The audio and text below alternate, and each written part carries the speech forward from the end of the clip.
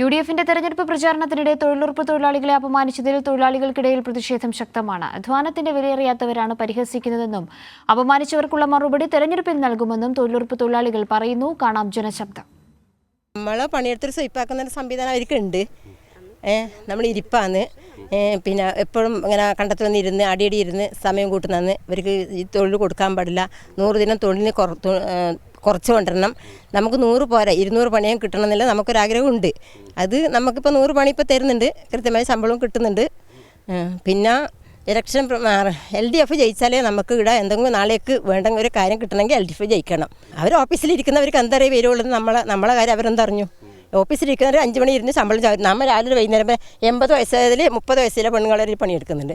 നമുക്കൊരുപാട് അധ്വാനമുണ്ട്, വിഷമം വലിയ മലം കാട്. ഈ കാടുണ്ട്, ഈ കാട് കൊത്തി വലിക്കണമെങ്കിൽ ബാല്യക്കാർക്കാവില്ല. ആ കാട് നമ്മൾ പെണ്ണുങ്ങൾ വയസ്സായ നമ്മൾ കൊത്തി വലിച്ചാക്കുന്നു.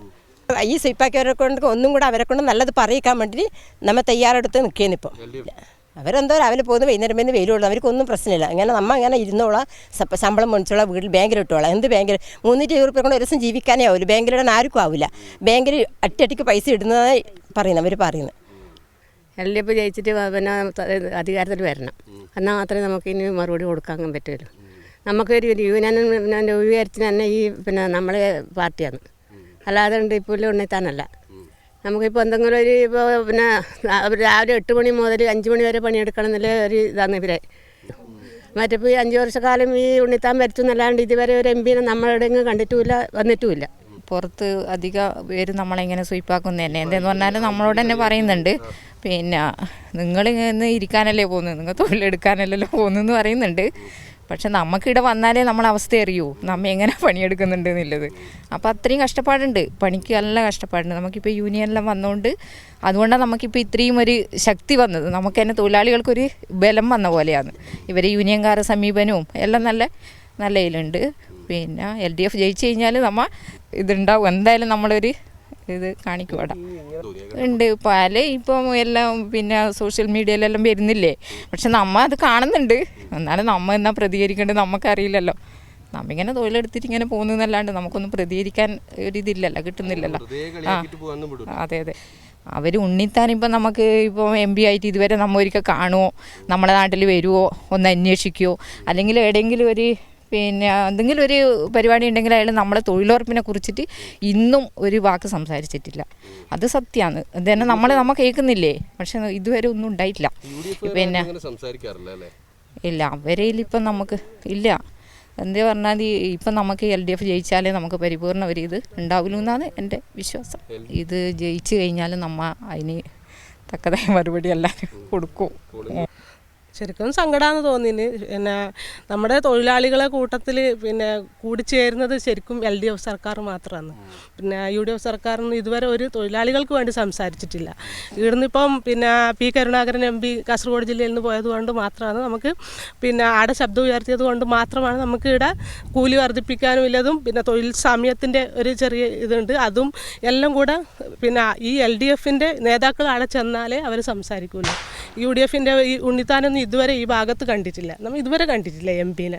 അങ്ങനെ ഒരു MP ഉണ്ടോ എന്ന് തന്നെ നമുക്ക് സംശയമാണ്. പിന്നെ നമ്മൾ എങ്ങനെ ആയാലും കൂട്ടായിട്ടും ഒറ്റ തീരുമാനം ഏപ്രിൽ 26-ന് LDF മാത്രം വോട്ട് ചെയ്യും. അവരെ ജയിക്കാൻ പാടുള്ളൂ എന്നുള്ള ഒരു തീരുമാനത്തിലാണ് ഉള്ളത്. തൊഴിലുറപ്പുകാരെയൊന്നും കളിയാക്കേണ്ട ഒരു ആവശ്യമില്ല. നമ്മൾ നല്ലോണം അധ്വാനിച്ചിട്ടാണ് പൈസ വാങ്ങുന്നത്, തൊഴിൽ ഇരിപ്പല്ല അത്. തൊഴിൽ ഇരിപ്പ് നിങ്ങൾ ഇപ്പോൾ കണ്ടത് തന്നെ ഇത്രയും ദിവസം പണിയെടുത്തതാണിത്. ഇങ്ങനെ പണിയെടുക്കണമെങ്കിൽ ഇവരെ തൊഴിലാളികളെ കിട്ടൂലോ, വേറെ ആരും കിട്ടൂല. ഉദ്യോഗസ്ഥന്മാർക്ക് അത് അറിയില്ല. തീർച്ചയായിട്ടും അധ്വാനിച്ചിട്ട് ശീലമില്ലാത്തവർക്ക് അങ്ങനെ ഉണ്ടാവുമല്ലോ. നമ്മൾ വെറുതെ കിട്ടിയിരുന്നത്, നമ്മൾ പണിയെടുത്തിട്ടാണ് ശമ്പളം വാങ്ങുന്നുള്ളത്. മറുപടി കൊടുക്കും. പിന്നെ നമ്മളെ തിന്നിട്ട് ഇരിക്കുന്നവരെന്നെ പറഞ്ഞു എവിടെ പോയിനി, തൊഴിൽ ഇരിപ്പ് കഴിഞ്ഞിട്ട് വരലായോന്ന് ഞാൻ എല്ലാവരും കേട്ടിട്ട് വന്നു. ഞാൻ തിരിഞ്ഞിട്ട് പറഞ്ഞു ശിവൻ കൂളത്തുനിന്ന് വന്നാണൊക്കെ നിങ്ങൾ വന്ന് നീലുന്നാന്ന് പറഞ്ഞു ആ കക്ഷിയോട്. ഞാൻ മേലോട്ടി വന്നിട്ട് തൊഴിലുറപ്പിൻ്റെ പ്രവർത്തനത്തിനാണ് വന്ന് നിങ്ങളെ കുടുംബം വിട്ടിട്ട് പോലൊന്നുമില്ല. ഈയിടെയായിട്ട് ഞാൻ യൂട്യൂബിൽ കണ്ടിട്ടുണ്ട്, ഒരു റോഡ് ഷോ നടത്തുമ്പം തൊഴിലുറപ്പ് തൊഴിലാളികളെ അങ്ങനെയെല്ലാം പറഞ്ഞിട്ട് ഒരു റോഡ് ഷോ ഞാൻ കണ്ടിന്. ഒരു സ്ത്രീയാണ് അത് പറഞ്ഞത് തന്നെ. അവരെ ഇവിടെ കൊണ്ടുവന്നിട്ട് പണിയെടുപ്പിക്കണം എന്നാണ് എൻ്റെ ഒരു അഭിപ്രായം. എന്താ വെച്ചാൽ നമ്മൾ ഈ കാട് കുത്തി പൊരി വെയിൽ കൊണ്ടിട്ടാണ് നമുക്ക് ഒരു 333 കിട്ടുന്നത്. അപ്പോൾ അവരെ കൊണ്ട് ഇവിടെ വന്ന് പണിയെടുപ്പിക്കണം എന്നാണ് എൻ്റെ ഒരു അഭിപ്രായം.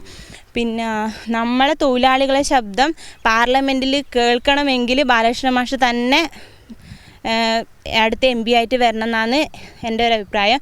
തൊഴിലുറപ്പില്ലത് കൊണ്ടാണ് നമ്മൾ ഈ പാവപ്പെട്ട വയസ്സായവരെല്ലാം ജീവിക്കുന്നത്. നമുക്ക് മറ്റുള്ള പണിക്ക് പോകാനൊന്നും കഴിയുന്നില്ല, കട്ടെടുക്കാനോ അങ്ങനെയുള്ള കാര്യമൊന്നും നമുക്ക് ആവാണ്ടായി. പിന്നെ കൃഷി ഉണ്ടെങ്കിൽ നമുക്ക് അത് അതിൽ പോയിട്ട് പണിയെടുക്കാൻ പറ്റട്ടെ. നമ്മൾ 125 റുപ്യ ഉണ്ടാകുമ്പോഴേ ഉണ്ട് ജോലി ചെയ്യുന്നത്. ഇപ്പം 333 റുപ്യയായി.